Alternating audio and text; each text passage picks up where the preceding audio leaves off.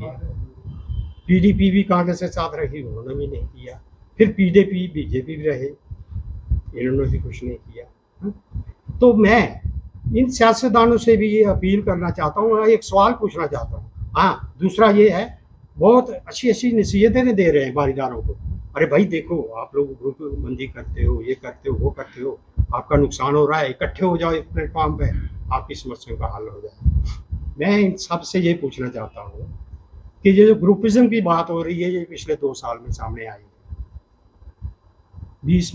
20 में जबकि एक डॉक्टर जितेंद्र सिंह ने यहाँ आके खबर फैलाई कि श्राइन बोर्ड का पुनर्गठन होने जा रहा है और एक मेंबर बारीदारों का भी लिया जाएगा, तो कुछ लोग जो थे वो आगे मैदान में हैं, ये हमारी कमेटी है, ये हमारा वो है, और कुछ सियासतदानों ने एक्सप्लॉइट किया, वो अपनी पार्टी लॉन्च करना चाहते थे, उन्होंने केस भी करवा दिया। तो वहाँ पे जब ये बात हुई, मैं इन सियासतदानों से ये पूछना चाहता हूँ कि 1986 से लेके 2019 तक ये 33 साल ये कहाँ थे और इनके सीनियर लीडर कहाँ थे? इनको बारीदारों की याद नहीं आई? उस समय कोई ग्रुप था बारीदारों का? सेवा कमेटी बारीदारान ही एक थी, जो चाहे कोर्ट केसेस हुए, चाहे गवर्नमेंट के पास जाते थे, कोई दूसरा आदमी, एक भी आदमी हट के नहीं था। जैसे आज आप देख रहे हैं कुछ लोग इन सियासतदानों के बहकावे में आके भटक गए हैं। हमने उनसे अपील की है, ये अपील हमने सेवा कमेटी के व्हाट्सएप ग्रुप में डाली थी 1 मार्च को, और उनसे अपील की थी कि आप 20 मार्च तक ये जो आपने किसी सियासतदानों के बहकावे में आके ये इस तरह के ग्रुप जो बनाए हुए, इसको डिज़ोल्व करिए, भंग करिए और अपनी कमेटी में वापस आ जाइए, हैं? क्योंकि बारीदारों की, हर बारीदार की कमेटी है सेवा कमेटी, वो किसी एक ग्रुप की नहीं है, तो इसलिए आप वापस आइए। हम एक बार फिर उनसे अपील करते हैं कि ऐसे लोगों के उसमें मत खेलिए, इससे बारीदारों की छवि खराब होती है। और हमें अपनी जो समस्याएं हैं खुद मिलजुल के बारीदारों को इकट्ठे हो गए आगे चल लिया, और इनसे हमने 10 जनवरी 2021 को मीटिंग की राजभवन में ही। वहाँ पे मीटिंग हुई, जब विस्तार से हमने बात बताई, उन्होंने सबसे पहला सवाल किया, भाई आप लोग एक तरफ तो ये मांग रहे हो कि हमें हमारी ये करिए समस्याओं का निवारण, और दूसरी तरफ आप कोर्ट केस करते हो, कोर्ट केस कर रखा है आपने। मैंने कहा यार ऐसा है, बारीदार जो है उनको रिप्रेजेंट करने वाली एक ही बॉडी है जिसका नाम है श्री माता वैष्णो देवी सेवा कमेटी बारीदारान, रजिस्टर्ड 1953, 70 साल पहले वो रजिस्टर्ड हुई थी। वही एक कमेटी है, हर बारीदार जो है उसी से गवर्न होता है, हर बारीदार को उसके जो नियम है उस पर चलना है, दूसरी कोई कमेटी नहीं है। वहाँ पे सीईओ को भी उन्होंने बुलाया था मीटिंग में, और सीईओ से पहले हम मिल चुके थे।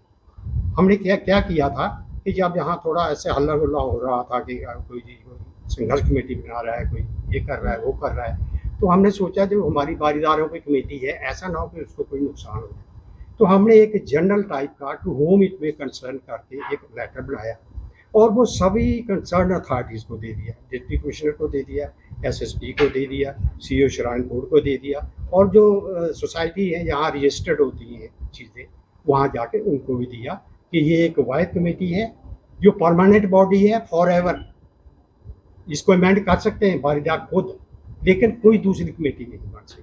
हाँ, अगर कोई इसकी कोई आगे ब्रांचेस जैसे होता है सब कमेटी बनानी हो, तो वो जो पेरेंट बॉडी है वही अनुमति देगी और तब बनेगी, वरना ऐसा कुछ नहीं है। तो इस तरह की कार्रवाई हम ये पहले कर चुके थे। तो जब हमने सिन्हा साहब को ये बात बताई, तो सीईओ साहब भी वहाँ बैठे थे, उन्होंने कहा ये ठीक कह रहे हैं, इन्होंने ये मेरे पास आए थे, इन्होंने मुझे लेटर भी दी थी, यही असली कमेटी है। तब उन्होंने हमारी बात सुनी, फिर हमने पूरा जब उनको बताया तो कहने लगे ऐसा है, मैं नया आया हूँ, तो आपका मुझे समस्याओं का इतना ज्ञान है नहीं, पता नहीं है, आप ऐसा करिए अपनी फाइल जो है मुझे दे जाइए, मैं स्वयं खुद इसको एग्जामिन करूँगा, अच्छे तरीके से पढ़ूँगा, और फिर हम देखेंगे कि आगे हमने आपकी समस्या का निवारण कैसे करना है।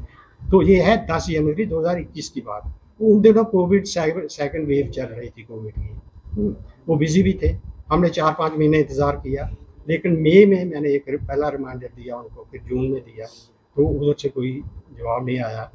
फिर मैंने सोचा कि क्यों ना प्रधानमंत्री जिन्होंने 2014 में ये आश्वासन दिया था बारीदारों को कि हम आपकी समस्याओं का स्थायी हल करेंगे, तो उनको लिखा जाए। फिर मैंने एक पत्र लिखा, उस पत्र को मैंने ईमेल किया प्रधानमंत्री जी को, होम मिनिस्टर श्री अमित शाह जी को, और उसी की कॉपी यहाँ पे उपराज्यपाल श्री मनोज सिन्हा जी को, इनको भी दी। और बाई पोस्ट साल स्टेट ऑफिस सेक्रेटरी का मैंने दायित्व निभाया है, स्टेट ऑफिस सेक्रेटरी के पद का था। वहाँ भी आए, लोगों की समस्या सुननी थी। तो उस वक्त तकरीबन 2-2.5 साल हो गए थे हमने पहला मेमोरेंडम दिए हुए। तो मैं चला गया उनके पास, मैंने कहा सर ऐसा है कि 2-2.5 साल हो गए, अभी तक कोई कार्रवाई नहीं हुई। तो बारीदार मुझसे पूछ रहे हैं कि क्या इसकी टाइमलाइन कोई है, रखा हुआ है कि कब हमारी समस्याओं का हल होगा। उन्होंने कहा कि उन दिनों NN वोरा साहब गवर्नर थे। उन्होंने कहा कि जैसे ही ये गवर्नर साहब चेंज होते हैं और नए गवर्नर आते हैं तो आपकी बारीदारों की समस्याओं का हल हो जाता है। ठीक है, हो गया। उसके बाद जैसे ही कुछ महीनों के बाद वोरा साहब चले गए और मलिक साहब आ गए, तो फिर हमने इनसे टाइम लिया और इनके पास हम चले गए 21 दिसंबर 2018 को। इनके निवास स्थान त्रिकुटा नगर जो रेजिडेंस है वहाँ पे इन्होंने हमें बुलाया। हम डेलीगेशन लेके वहाँ गए और तो उन्होंने कहा हाँ, मैं गवर्नर साहब से मिलके मैंने पहले ही उनसे चर्चा कर ली है आपकी समस्या के बारे में। आप ऐसा करिए कि आप खुद मिल लीजिए, क्योंकि आप बेहतर तरीके से अपनी बात रख पाएंगे और मैं आपको अपॉइंटमेंट दिलाता हूँ। तो उन्होंने अपना मोबाइल उठाया और उन्होंने उन दिनों उमंग नरूला जो थे वो इनके प्रिंसिपल सेक्रेटरी थे, सत्यपाल मलिक साहब के। उन्हें फ़ोन लगाया कि ऐसे ऐसे बारीदारों का डेलीगेशन आया है, इनकी बहुत पुरानी समस्या है और ये गवर्नर साहब से मिलना चाहते हैं। आप अपॉइंटमेंट जो है मेरे PA को भेज दीजिए और वो इन्हें आगे कम्युनिकेट कर देंगे। हम 2-3 महीने तक इंतज़ार करते रहे, कोई अपॉइंटमेंट नहीं मिली। उसके बाद फिर हम BJP के जो यहाँ के जम्मू कश्मीर BJP के जनरल सेक्रेटरी हैं ऑर्गेनाइजेशन, अशोक कौल जी, उनसे मिले। उन्हें बताया कि ऐसे ऐसे अपॉइंटमेंट की बात थी, डॉक्टर साहब ने बात की लेकिन अभी तक आया नहीं। उन्होंने कहा मैं दिलवाता हूँ। तो मेरे साथ करतार सिंह जी थे। तो 1 महीने तक हमने वो भी इंतज़ार किया, कोई हमें अपॉइंटमेंट नहीं मिली। उसके बाद फिर हमने सोचा कि आम आदमी भी तो अपनी समस्याओं को लेके राज्यपाल के पास जाते हैं, हम भी उसी तरह जाते हैं। फिर हम गए और फिर हम सत्यपाल मलिक साहब से हमारी भेंट हुई। ये भेंट हमारी हुई उनसे 19/4/2019 को, तो राजभवन जम्मू में उनसे भेंट हुई। तो उन्होंने जब हमने विस्तार से अपनी समस्याओं का उनके सामने रखा, ये बताया ये ऐसे है और हमारी समस्याओं का हल जो है वो हिमाचल प्रदेश तर्ज पे किया जाए। उन्होंने सबसे पहला सवाल किया कि आप पहले कहाँ थे। मेरा पहले 6 महीने का जो टेन्योर था, जब मेरे पास पूरे अधिकार थे, तब आप आए होते तो मैं आपका ये काम मैंने कर दिया होता। लेकिन अब मेरे पास सीमित अधिकार है। लेकिन फिर भी अगर इस समय तो असेंबली नहीं है, अगर असेंबली मेरे रहते यहाँ स्टेट असेंबली इलेक्शन हो गए, स्टेट असेंबली बन गई, तो मैं आपकी पूरी सपोर्ट करूँगा। तो ये रहा उनके साथ। उसके बाद हुआ ये कि जैसे ही उन्होंने कहा एक तो मेंबर मैं आपका अभी ले लेता हूँ इसी समय, और बाकी सहूलतें जो मैं दे सकता हूँ आपको वो देने के लिए तैयार हूँ।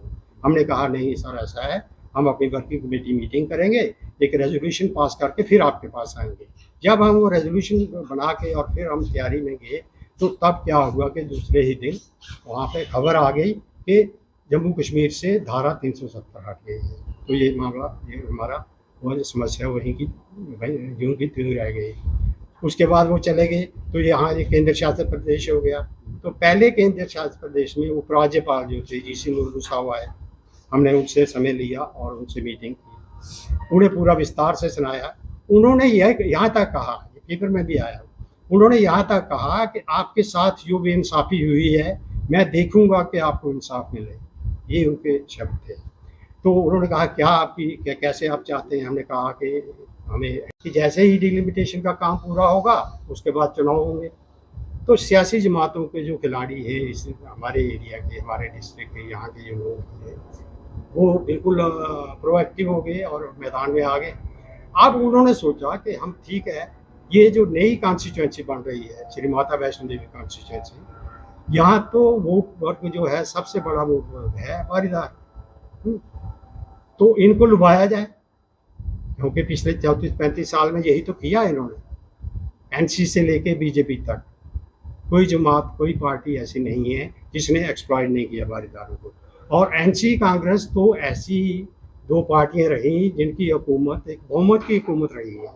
वो किसी समय भी इस एक्ट को, श्राइन बोर्ड एक्ट को अमेंड करके पैनल के माध्यम द्वारा ये चीज़ आगे भी जानी चाहिए कि बारीदारों ने 1000 साल लगान दिया है।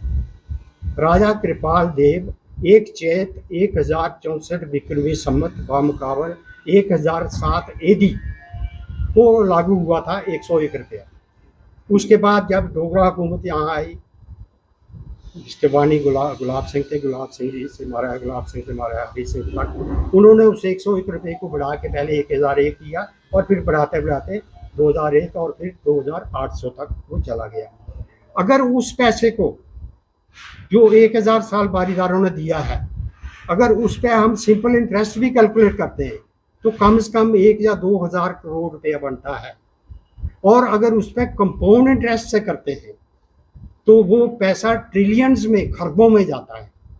और ये क्या दे रहे हैं बारीदारों को? 9 करोड़ रुपया। और उसमें भी कुछ बारीदार जिनका छोटा हिस्सा था, कुछ 100 रुपया, जो कि आज 600 रुपया एक अनस्किल्ड लेबर लेता है। तो ये हालत है, ये पोजीशन है। ये रहा उनका मुआवजे की। और मुआवजे में एक चीज़ और है, सुप्रीम कोर्ट की ये डायरेक्शन थी कि मुआवजे की क्लास तब लागू होगी जब ये दोनों पक्षों को मंजूर होगा, श्राइन बोर्ड को भी मंजूर होगा और बारीदारों को भी मंजूर होगा। बहुत सारे बारीदार ऐसे हैं जिन्होंने पैसा लिया ही नहीं है, कोई मुआवजा नहीं है। तो ये रही ये बात जो पार्लियामेंट में हुई। अब हंसी की हालचाल से कनेक्टेड, उसी से संबंधित 11 सितंबर 2020 को, 10 सितंबर को, 11 को मीटिंग थी, 10 को मुझे 9 बजे एक फ़ोन आता है। पीए डिप्टी कमिश्नर रियासी, उस समय इंदू कमल चेत वहाँ डिप्टी कमिश्नर थी, उनके पीए ने मुझे फ़ोन किया कि कल डीसी से मैडम के साथ आपकी मीटिंग है, आप 1 बजे दोपहर को यहाँ पहुँच जाइए और अपने साथ एक आदमी को ले आए। तो मेरे साथ अजय जी गए और हम दोनों चले गए। हमें नहीं पता, ये नहीं बताया उन्होंने किस लिए। वहाँ गए तो कहने लगे आपकी वीडियो कॉन्फ्रेंसिंग है विद डिपकॉम के साथ आपने वीडियो कॉन्फ्रेंस, अपनी समस्याएं जो बारीदार है उनको बतानी है। ठीक है, मीटिंग हुई, हमने बताया कि इस तरीके से हमारी समस्याओं का निवारण कीजिए आप इस पैटर्न पे। अब मैं आपको ये बताने जा रहा हूँ कि जब हम मनोज सिन्हा साहब के साथ मिले, ये 11 सितंबर 2020 की बात है, मनोज सिन्हा साहब के साथ हम 10 जनवरी 2021 को जब मिले हैं, तो मैंने उन्हें कहा कि सर हमारी डिपकॉम के साथ भी बात हुई थी, तो वो रिपोर्ट आपके पास आई होगी, रिकमेंडेशन। हमने वहाँ पूछा डीसी मैडम से कि ये जो आप ले रहे हैं इसका आगे क्या होगा। इन्होंने कहा ये आपका रिकमेंडेशन और ये सारी चीज़ आगे डिपकॉम के थ्रू वहाँ पे एलजी साहब के पास पहुँच जाएगी। तो मैंने जब उनसे कहा कि सर ये तो आपके पास आया होगा, क्योंकि ऐसे ऐसे हमारी वीडियो कॉन्फ्रेंसिंग हुई थी। उन्होंने सीईओ से पूछा, सीईओ साहब से, कि भाई ऐसा क्या है, डिपकॉम से क्या कंसर्न और ये इनसे डीसी से क्या कंसर्न, इसका आया था क्या कुछ? उन्होंने कहा नहीं, कुछ नहीं आया था। तो ये इस तरह का कि जो खेल हैं, ये यहाँ के सियासतदान हैं, ये खेलते रहते हैं। डीसी को वो करवा दिया था कि बारीदार जो हैं वो आपस में इकट्ठे होकर तो हमारी पार्टी में आ जाए, तो दूसरी पार्टी में, जैसा भी है। तो ये इस तरह की चीज़ें कमेटी है और एक ही कमेटी का एक ही प्रेसिडेंट। बारीदारों की कमेटी की बात करें तो बारीदार सेवा संघर्ष कमेटी अलग है और आपकी वाली अलग है। ऐसा क्यों है कि बारीदार जो है अलग अलग? नहीं, मैं बता रहा हूँ ना, आपने ध्यान से पहले सुना नहीं, शायद आप बिजी थे। एक बार मैं फिर आपको रिपीट करता हूँ। बारीदारों की पिछला आप रिकॉर्ड ले लीजिए, चाहे वो जब बारीदारों को निकाला गया उस समय भी वही कमेटी थी, और उसके बाद बारीदारों ने जब केस किया यहाँ से लेकर सुप्रीम कोर्ट तक, वही सेवा कमेटी बारीदारों की, श्री माता वैष्णो देवी सेवा कमेटी बारीदार। और ये कमेटी 1953 में रजिस्टर हुई थी। और इसके जो कॉन्स्टिट्यूशन है, इस कमेटी का जो संविधान है, वो ये कहता है कि हर एक बारीदार पे इसके नियम सख्ती से लागू होंगे, कोई भी बारीदार इसके खिलाफ नहीं जा सकता। और इस कमेटी को अगर समय के साथ ज़रूरत पड़े इसको चेंज करने की, बदलने की, तो बारीदार खुद ही वर्किंग कमेटी में या जनरल इजलास में उसको रेजोल्यूशन पास करके इसको अमेंड कर सकते हैं। और जो अमेंडेड, जो बदली हुई कमेटी होगी, उसको फिर री रजिस्टर करवाने की ज़रूरत नहीं है। ये है, तो इसमें कोई स्कोप ही नहीं है कि दूसरी कमेटी। तो बारीदार सेवा संघर्ष कमेटी का सामने आना जी, बारीदार सेवा संघर्ष कमेटी का सामने आना वो किस तरीके से सामने आया, जबकि आप कह रहे हैं कि एक मिनट, सेवा संघर्ष नहीं है, वो सिर्फ संघर्ष कमेटी। जी। ठीक है। अब मैं तो ये सोचता हूँ कि आप मीडिया से कंसर्निंग है और कटरा बेस्ड है, कटरा में रह रहे हैं, और जितनी इन्फॉर्मेशन आप लोगों के पास एक्सपेक्ट की जा सकती है, जिसकी उम्मीद की जा सकती है, वो किसी और से नहीं उम्मीद की जा सकती। आपको तो पता होगा, अगर आपको नहीं पता है तो फिर मैं भी बताऊंगा, लेकिन आपको पता होगा कि इसे संघर्ष कमेटी कब और कैसे बनी, पता होना सर, चाहिए। जिस पाटीदार संघर्ष कमेटी के बारे में आप कह रहे हैं, मेरी बात सुनिए, कहने को तो आदमी कुछ भी कह सकता है, हम भी कह सकते हैं कि नहीं ये हम ही ने ये सवाल वहाँ से करवाया है, लेकिन हम ये नहीं कहेंगे।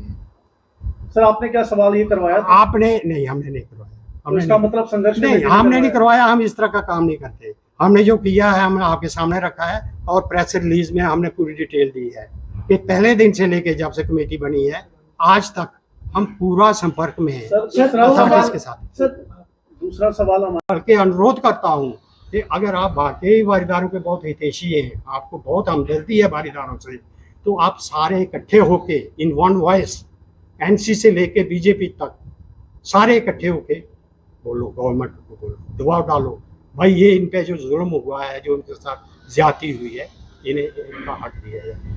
तब तो बात है। ये इस तरह से करते हो, ये ग्रुप 1 हो या 50 है, तो सभी बारीदार, हर बारीदार की एक ही मांग है। और ग्रुप बंदी जो है वो बारीदारों का इंटरनल मैटर है, गवर्नमेंट को इससे कुछ लेना देना नहीं है। गवर्नमेंट का क्या है, गवर्नमेंट की पॉलिसी मैटर है कि उन्होंने करना है नहीं करना है तो कैसे करना है। उन्होंने शक्ल देख के नहीं करना कि बारीदारों का प्रेसिडेंट कौन है, ABCD कौन है, वो नहीं है, उनका पॉलिसी मैटर है, तो उन्होंने उस तरीके से करना। बारीदारों को उस कमेटी का प्रेसिडेंट बताया, फिर अगले दिन आपका एक लेटर सरफेस होता है जो आपने शायद प्रधानमंत्री को लिखा था या MG साहब को लिखा था जी। तो ऐसा क्यों है कि आप कहते हैं कि मैं प्रेसिडेंट हूँ कमेटी का, शेर सिंह जी कहते हैं कि वो प्रेसिडेंट है, नहीं, इसके ऊपर आप थोड़ा सफाई। आपने शायद शेर सिंह जी की बात ध्यान से नहीं सुनी। उन्होंने साहब का बोला था, आप उनसे भी कंफर्म कर लीजिएगा। कितने प्रेसिडेंट? एक मिनट। दूसरे थे श्री लक्ष्मण सिंह, तीसरे थे श्री पन्नालाल, चौथे थे वजीर बैजनाथ, पांचवें थे श्री मास्टर कृष्ण सिंह, छठे थे श्री बोधराम, सातवें थे श्री राम सिंह, और आज उसके बाद 8वीं कमेटी का दायित्व मेरे पास है। आपका कहने का मतलब शेर सिंह जी बीच में प्रेसिडेंट मैं बताता हूँ। शेर सिंह जी कभी भी इलेक्ट नहीं हुए, लेकिन जब जितनी देर 7-8 साल मास्टर कृष्ण सिंह प्रेसिडेंट रहे, आगे ना आप कहने को, आपको ये डेमोक्रेसी है, आप कुछ भी बोलिए, क्या कर सकते हैं आप। मैं आपको बता रहा हूँ कि मास्टर कृष्ण सिंह जितने साल रहे, 7-8 साल रहे वो, उनके साथ ये लगातार चलते थे। शेर सिंह उन्हीं के साथ रहते थे और ये इकट्ठा काम करते थे, जो भी है। आगे आप एक और चीज़ मैं आपको बताऊं कि 2008-9 में जब राम सिंह जी चंबा वाले लास्ट जो प्रेसिडेंट चुने गए, उनकी शायद सेहत खराब थी या क्या था, और उन दिनों सुप्रीम कोर्ट में वारीदार केस भी हार चुके थे, तो ये इनएक्टिव हो गई थी, कमेटी उतना इफेक्टिव नहीं रही थी। उस पीरियड में 8 से 15 के बीच में जो पीरियड था, उसमें यहाँ कहीं ज़रूरत पड़ती थी या जो भी होता था, शेर सिंह अपने आप को कहते थे कि मैं सेवा कमेटी प्रेसिडेंट। सर बात करेंगे सुप्रीम कोर्ट की, आपने फैसले